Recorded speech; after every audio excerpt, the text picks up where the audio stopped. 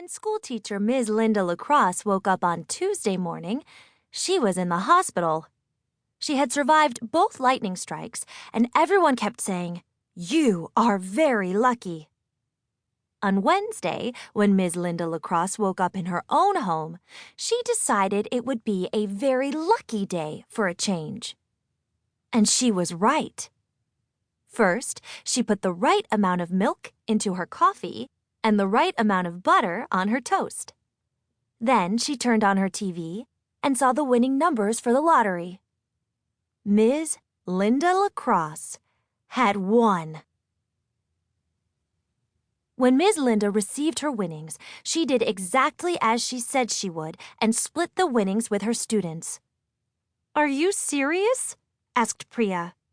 "I'm very serious," said Ms. Linda Lacrosse. "But why don't you just take the money and run?" asked Liam. "That's what I would do." "Well, then it's a good thing that I won and you did not," said their teacher. She wore nice new clothes and had fancy laser eye surgery, so no more contacts. Her hair also looked very nice. Now that she had a limo and a chauffeur, the birds never had the chance to pester her. "Are you really going to give us equal shares of the money?" asked William, who didn't trust anybody. "Of course," said Ms. Linda. "A promise is a promise. What kind of teacher would I be if I didn't keep my word?"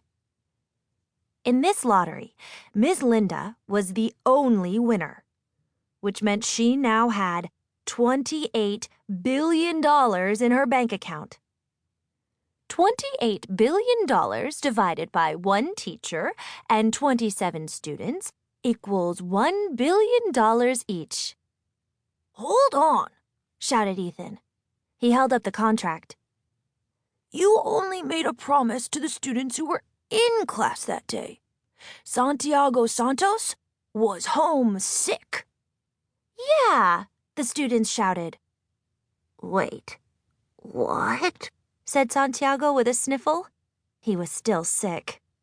"But Santiago is part of our class," said Ms. Linda, "even if he was homesick that day." Ms. Linda wanted to be fair. "Nope, no way, nuh-uh," the other students disagreed. "Think of the Constitution of the United States and the Declaration of Independence," said Ethan Earhart. He was a gifted speaker and a natural-born leader. "George Washington and Benjamin Franklin signed the Constitution. Santiago did not." "That is true," Ms. Linda agreed. "Thomas Jefferson and John Hancock signed the Declaration of Independence," Ethan continued. "Santiago did not." "That is also true," Ms. Linda agreed again. "And only the students who were in class that day signed this contract. Santiago was not and did not." "That is also true," Ms. Linda was forced to agree.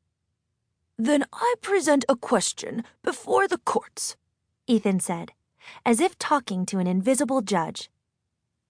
"Would it be fair for Santiago Santos to take money for a contract he did not sign? We have a right to that money, but he does not." All the students, except Santiago, who was wiping a rather runny nose, clapped and cheered. Ultimately, Ms. Linda had to agree.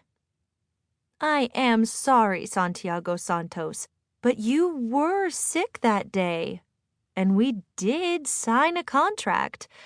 I'm afraid you will not get an equal share of my lottery winnings."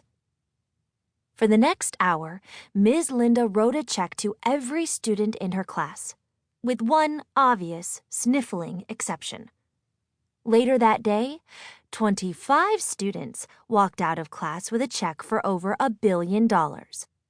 $1,037,037,037.04 each, to be exact. You probably think I've made a mistake, but I haven't. Trust me, my name is Honest Lee.